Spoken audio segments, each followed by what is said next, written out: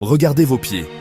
Il y a de grandes chances que vous portiez, sans le savoir, le résultat de la haine fraternelle la plus féroce de l'histoire industrielle. Adidas, Puma, deux géants du sport, deux marques qui pèsent des milliards. Mais derrière les logos rutilants se cache une histoire de sang, de trahison politique et d'une famille déchirée par la jalousie en plein cœur de l'Allemagne nazie. Bienvenue sur l'envers du business.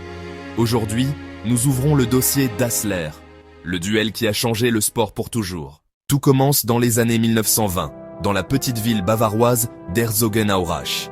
Dans la buanderie de leur mère, deux frères, Adolf et Rudolf Dassler, lancent leur petite entreprise, l'usine de chaussures des frères Dassler. Le duo est parfait. Adi est l'artisan, le génie introverti qui conçoit les pointes. Rudolf est le vendeur, le commercial extraverti capable de vendre de la glace à des Esquimaux.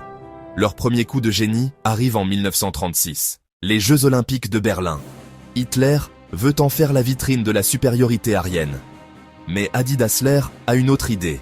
Il prend sa voiture, conduit jusqu'au village olympique et convainc un sprinter afro-américain, Jesse Owens, de porter ses pointes révolutionnaires.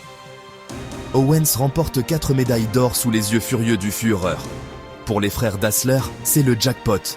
Les commandes explosent, mais le succès est un poison.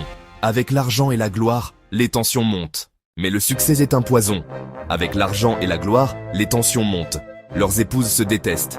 Ils vivent tous dans la même grande maison, et l'atmosphère devient irrespirable. Adi, le créateur, trouve que Rudolf, le vendeur, prend trop de place. Rudolf trouve qu'Adi ne serait rien sans lui.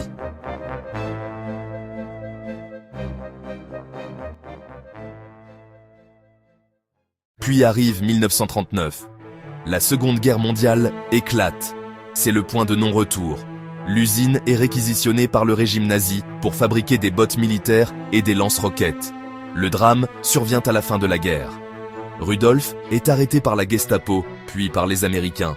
Il est emprisonné pendant 1 an. Rudolf est persuadé d'une chose, c'est son propre frère, Adi, qui l'a dénoncé pour prendre le contrôle total de l'entreprise. La haine devient absolue. En 1948, c'est le divorce définitif. L'entreprise est coupée en deux. L'usine se trouve de part et d'autre de la rivière Aurach qui traverse la ville. Adi garde la partie nord, Rudolf prend la partie sud. Toute la ville d'Herzogenaurach est forcée de choisir son camp. On l'appelle la ville au cou tordu, car les habitants regardaient toujours les chaussures des autres avant d'engager la conversation. Adi renomme son entreprise en utilisant son surnom et le début de son nom, Adidas. Rudolf crée Puma pour symboliser l'agilité et la puissance. La guerre commerciale commence. C'est une course effrénée pour signer les plus grands athlètes. Puma signe Pelé pour la Coupe du Monde 1970 avec une ruse incroyable. Pelé demande à l'arbitre d'arrêter le match pour lasser ses chaussures devant les caméras du monde entier. Les frères ne se sont plus jamais adressé la parole jusqu'à leur mort. Ils sont enterrés dans le même cimetière, mais aux extrémités opposées. Aujourd'hui, Adidas et Puma sont des empires mondiaux, mais leur siège social est toujours là, à Herzogenaurach, de chaque côté de la rivière de la haine.